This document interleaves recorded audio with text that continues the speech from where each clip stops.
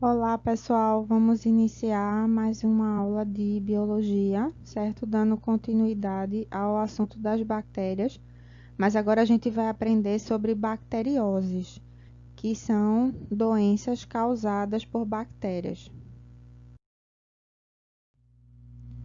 As bacterioses, como eu já falei, são doenças causadas por bactérias, tá? As bactérias que vão causar doenças, a gente diz que são bactérias patogênicas. Bactérias patogênicas são todas aquelas que causam doenças, certo? E vai existir uma grande quantidade de espécies de bactérias que são patogênicas, certo? A gente diz que cada espécie dessa, né, cada ser vivo desse que provoca uma doença, a gente chama de agente etiológico. Então, cada doença vai ter uma espécie de bactéria, vai ter um agente etiológico que causa essa doença, ok? As bactérias patogênicas vão causar doenças tanto em humanos como em plantas e outros animais, mas o que a gente vai estudar agora são as bacterioses humanas, tá? Essas doenças são transmitidas de que forma? Podem ser transmitidas através de gotículas de saliva da pessoa contaminada, da pessoa doente, e essa saliva vai conter as bactérias e vai passar para outra pessoa que também vai ficar doente. Através de contato com alimento, água ou objeto contaminado com essas bactérias ou através da relação sexual. E aqui a gente tem alguns exemplos de doenças provocadas por bactérias, que é o caso da hanseníase, da tuberculose, leptospirose, cólera, meningite meningocócica, difteria, coqueluche, tétano, botulismo, gonorreia e sífilis.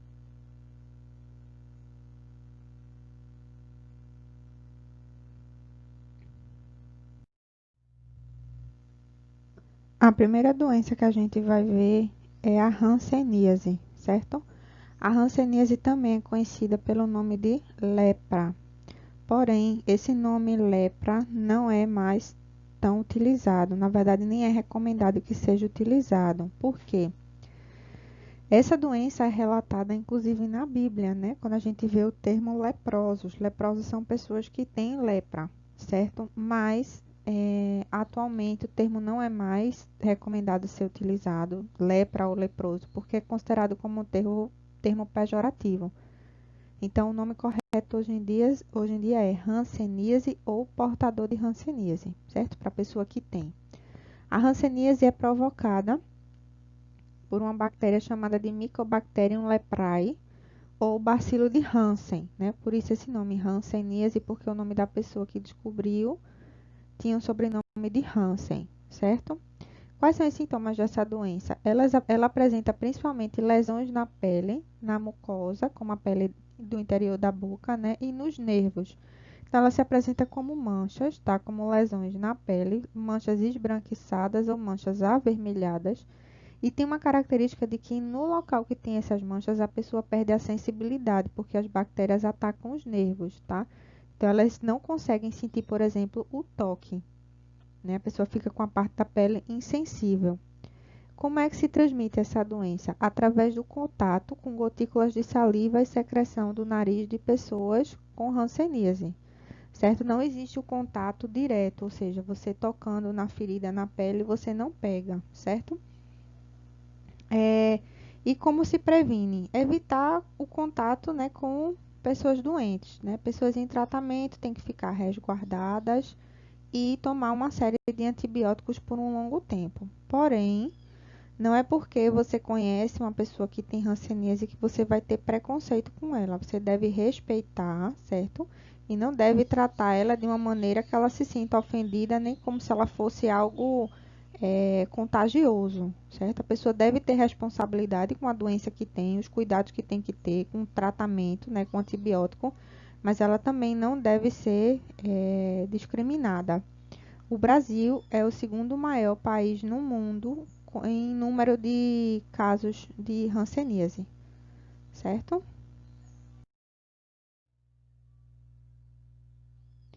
A tuberculose é uma doença provocada pela bactéria Mycobacterium tuberculosis ou bacilo de Koch, que tem a característica de ter uma tosse muito forte e persistente. É uma tosse seca que dura muito tempo, muitas semanas, causa emagrecimento, febre, fadiga e a presença de catarro com sangue. Então, é comum as pessoas com tuberculose, quando vão tossir, essa tosse venha com sangue, né? Uma tosse sanguinolenta.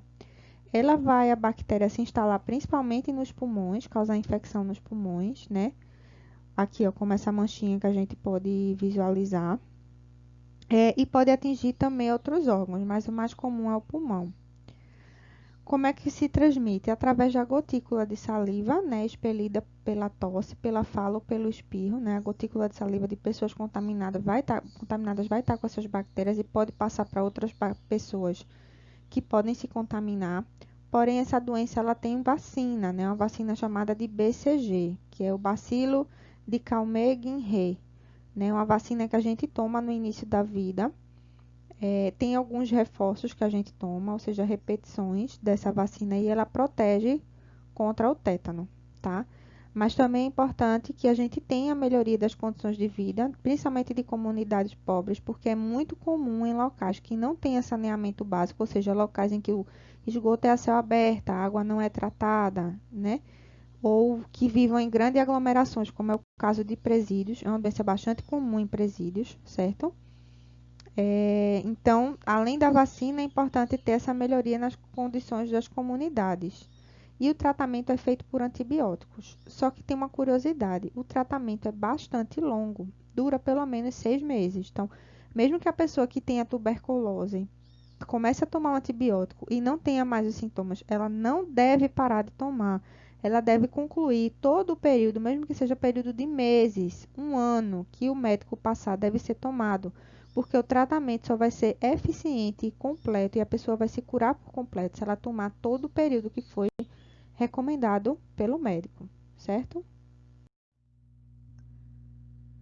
A meningite meningocócica, que é a meningite causada por bactéria, porque existe meningite causada por vírus, que a gente chama de meningite viral. Essa é a causada por bactéria. Quando é causada por bactéria, a gente chama de meningocócica, tá? É provocada por uma bactéria chamada Neisseria meningitidis, tá? Os sintomas são: essa doença tem a característica de infeccionar uma membrana que a gente tem aqui, ó, que envolve o cérebro, chamada de meninge, tá? Essa membrana aqui, ó, que ela está envolvendo o cérebro. Quando a bactéria se instala na meninge, ela infecciona, ela inflama a meninge e causa a meningite. Meningocócica porque é provocada por uma bactéria, tá?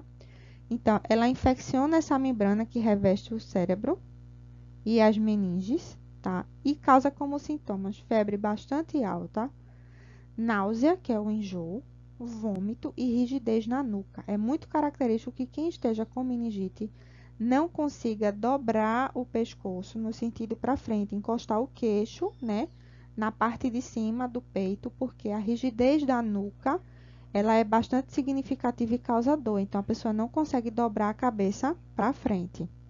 A transmissão também é feita por gotícula de saliva, do espirro, tosse ou fala dessas pessoas e também tem vacina como medida de prevenção. E o tratamento é antibiótico. Essa doença é uma doença bastante grave, tá? Que tem um alto índice de mortalidade. Então, é importante que aos primeiros sintomas seja procurado uma unidade médica. A leptospirose, que é causada pela bactéria Leptospira interrogans, percebam, dá para a gente saber qual é o agente etiológico, porque muito do nome do agente etiológico tem a ver com o nome da doença, ó. Leptospira, leptospirose, tá? Percebam que nas outras foi bastante semelhante também. É a famosa doença da urina do rato, certo? Que causa como sintomas febre alta, calafrio, dor de cabeça, dor muscular e dor nas articulações. E pode causar complicações nos rins, que são complicações renais e complicações hepáticas, certo? Como é que se transmite essa doença? Você transmite a doença quando tem contato com água, alimento ou objeto contaminado com a urina do rato. Essa bactéria vai estar presente em ratos, que quando ele urina, na urina vai estar a bactéria, ela entra em contato com a água, fica na água, e se a gente entrar em contato com a água, a bactéria penetra na nossa pele e vai causar a leptospirose, tá? Então, a forma de prevenção é evitar contato com água de chuva, fazer o controle dos ratos e ter higiene com os alimentos e morar em locais com saneamento básico. É muito comum um alto índice de pessoas com leptospirose logo após período de chuva e enchente, porque as pessoas entram em contato com água de enchente e essa água de enchente entrou em esgoto, em bueiro, que é onde mora ratos, vai trazer a urina do rato para a superfície e essa urina que pode estar contaminada pela leptospira vai penetrar na pele dessas pessoas e causar essa doença. Também é uma doença grave, né? Uma doença que tem um alto índice de mortalidade, principalmente porque ela afeta os rins e o fígado. E o tratamento dela também é feito com antibióticos. A cólera possui como bactéria causadora o Vibrio cholerae, cólera, tá? Também conhecido como vibrião colérico, porque a bactéria tem a forma de uma vírgula, né, que é conhecida como vibrião, parece uma vírgulazinha, certo? E os sintomas dessa doença são diarreia, a principal característica dela é uma diarreia muito forte, tá? O líquido, as fezes sai bastante líquida, parece que você está defecando água, tá? Bastante cólica abdominal, dor de barriga, náusea, né, que é um enjoo, vômito, dor no corpo, sede e cãibra, tá? E a característica dessa doença é que ela pode causar uma desidratação muito forte, muito severa, e as pessoas podem morrer por desidratação, visto que você está defecando com muita frequência, uma fezes muito líquida. A transmissão é feita através de ingestão de alimentos contaminados, mal cozido ou cru, né? Foram alimentos que tiveram contato com a água que pode estar, onde pode estar presente o vibrião da cólera, tá? Isso é muito comum em ambientes que não têm saneamento básico, as pessoas não têm acesso à água tratada, defecam próximo do local onde ela armazena a água, onde ela coleta a água, e essas fezes que pode conter a bactéria vai contaminar a água que a pessoa vai ingerir ou lavar seus alimentos. A prevenção é beber água filtrada ou fervida, fazer higiene de frutas, verduras, legumes, lavar as mãos antes das refeições. Então, tudo que você for comer, usar para comer, para beber, deve ser muito bem higienizado, tá? Ou com água e sabão, ou com uma solução de água com água sanitária. 1 litro de água sanitária para uma colher de sopa, 1 litro de água para uma colher de sopa de água sanitária, você coloca os vegetais ali que você vai utilizar, a fruta e a verdura, deixa de molho por 15 minutos. Passados 15 minutos, você enxágua e pode utilizar, tá? Pode comer. Assim você combate tanto a cólera como outras doenças. O tratamento é feito com antibióticos para matar a bactéria e também com soro, visto que a pessoa fica bastante desidratada, né? Então, é muito comum em comunidades extremamente pobres. O Brasil já passou por um surto de cólera bastante significativo nos anos 90, onde muitas crianças morreram, né? As principais vítimas da cólera são crianças, que são mais sensíveis à desidratação e muitas vezes não resistem à doença. A difteria é uma doença também conhecida pelo nome de croup, tá? A difteria é causada pela bactéria Corynebacterium diphtheriae, ó, o nome aqui, difteria, certo? Que tem a característica de causar dor de garganta e placa acinzentada na garganta. Ó, ela forma essas placas aqui, ó, na nossa garganta, as amígdalas, que são essas glândulas que a gente tem na garganta, ficam bastante inchadas e formando umas placas acinzentadas, tá? Causa rouquidão, gânglio no pescoço, ó, o pescoço fica inchado aqui na lateral, ó, lembrando uma papeira, certo? Provoca inchaço, né, nesse gânglio, dificuldade para respirar, corrimento nasal, febre e mal-estar. Como é que ela é transmitida? Também por gotícula de saliva, no espirro, tosse ou na fala dessas pessoas. Mas também temos uma boa notícia, nós temos vacina e nós tomamos a vacina contra a difteria também durante a nossa vida, principalmente na infância. É chamada vacina tríplice bacteriana ou DPAT, tá? Também é uma vacina que a gente toma ao longo da nossa vida. Por isso que é uma doença tão rara de se ver hoje em dia, porque a maioria das pessoas está vacinada, certo? e o tratamento também é feito por antibióticos específicos. A coqueluche tem como agente etiológico a bactéria Bordetella pertussis, certo? E causa como sintoma febre baixa, coriza, que é o corrimento, né, de secreção de catarro no nariz, um surto de tosse seca muito, muito, muito forte, parece tosse de cachorro, certo? A gente chama muito de tosse de cachorro, a tosse da coqueluche. A pessoa tosse tanto que perde o fôlego. Pode causar vômito, pneumonia, convulsão e hemorragia cerebral, nos casos mais graves. A transmissão também se dá por gotícula de saliva, né, do espirro, da tosse e da fala. E ela tem como prevenção também a vacina, a mesma vacina que a gente viu da difteria, tá? Que é a vacina tríplice bacteriana. Essa vacina tríplice bacteriana vai servir para a difteria, a coqueluche e a próxima doença que a gente vai ter. Então, vejam, em uma única vacina, a gente está imunizado e protegido de 3 doenças, por isso tríplice, tá? Porque são 3 doenças que ela combate. E bacteriana, porque são doenças provocadas por bactéria. E ela também é tratada com antibióticos.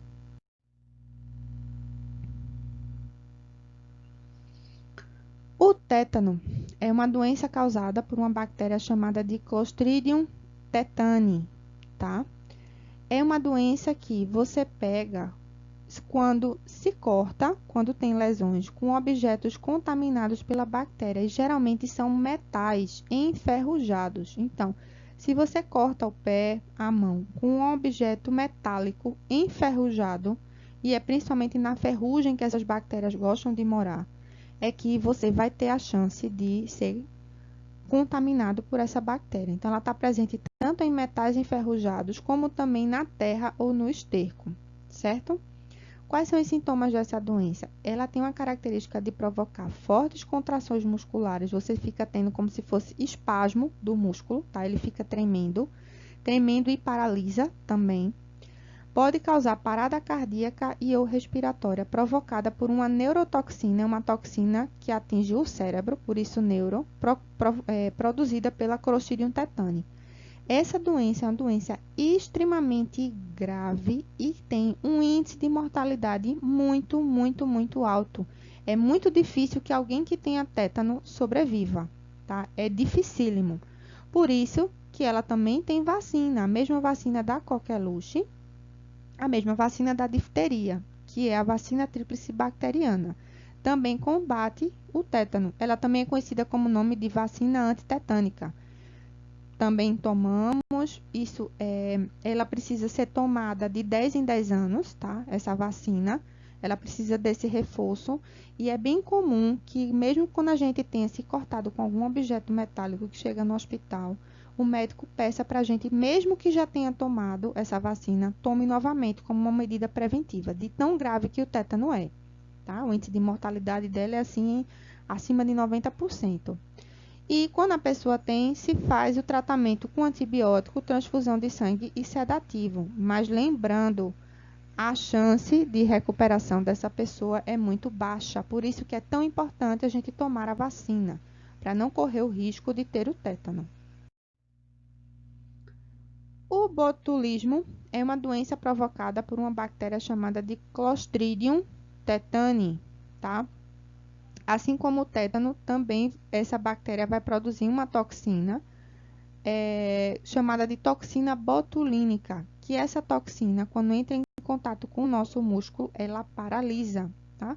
Causa fraqueza, vômito, náusea, dor de barriga, insuficiência respiratória, devido a essa toxina que ela produz. Então, vejam, nessa figura aqui, ó, tem um rapaz com botulismo e que os músculos dele começaram a paralisar. Paralisaram de tal forma que ele não consegue nem movimentar as pálpebras, tá vendo? Também é uma doença grave, tá? E como é que você adquire essa bactéria? Ela geralmente está presente em alimentos enlatados ou em conserva artesanal. Então, não enlatado, que foi enlatado na indústria, está bem conservado, não tem grandes problemas. O problema é quando essa lata do milho, por exemplo, que você comprou no supermercado, a lata ela está amassada. Se a lata ela está amassada e estufada, tá? Isso é indicativo de que a bactéria Clostridium botulinum está presente. Não comprem nenhum alimento enlatado em que a lata esteja amassada, estufada ou vencida. A gente tem que ter muito cuidado quando for comprar produto enlatado, né? Seja milho, ervilha, feijão, tem alguns tipos de feijões que são vendidos em lata. Tudo que for enlatado, tomem cuidado, verifiquem se a lata está bem conservada, porque se ela estiver bem conservada, a chance é mínima de conter essa bactéria, tá? Então, o tratamento é feito com antibióticos e também com soro botulínico. Só que a indústria de cosmético utiliza essa toxina botulínica para fazer o famoso Botox, tá? Aí é o uso terapêutico dessa substância. Claro, é usado por dermatologistas de maneira controlada para pessoas que querem fazer tratamento estético para evitar ruga, principalmente, tá? É uma aplicação local. Essa toxina ela vai paralisar o músculo ali e você fica com o rosto esticado, né? Como a gente vê com esse pessoal que faz bastante tratamento cosmético com o Botox. É o famoso Botox. O Botox nada mais é do que a toxina botulínica. A gonorreia ou blenorragia é outro nome da gonorreia. É uma doença causada por bactéria que está dentro do grupo das doenças sexualmente transmissíveis ou infecção sexualmente transmissível, tá? Ela tem como agente etiológico a bactéria Neisseria gonorrhoeae e os sintomas são sintomas que vão estar localizados principalmente no sistema genital, né, no pênis ou na vagina, mas também pode aparecer em mucosas, como é o caso da boca, mas já está presente sobretudo nos órgãos genitais. Quais são os sintomas dela? Vai se sentir dor e ardor ao urinar. Vai se apresentar uma secreção amarela esverdeada, né, saindo do pênis ou da vagina, que a gente chama uma secreção purulenta. Vai ter inchaço e vermelhidão no pênis ou na vagina. E quando ela acomete o olho, vai causar conjuntivite, tá? No feto, que a gente vai ver que essa doença, ela pode ser transmitida tanto via relação sexual, né? Lembrando que ela é uma infecção sexualmente transmissível, ou pode ser passada de mãe para o feto, né, durante a gravidez. Então, uma mulher que tenha gonorreia e esteja grávida, ela pode passar para o feto e vai aparecer no feto na forma de conjuntivite, tá? O olho da criança vai nascer infeccionado por essa bactéria. A prevenção é usar preservativo durante as relações sexuais e ela também é tratada com antibióticos.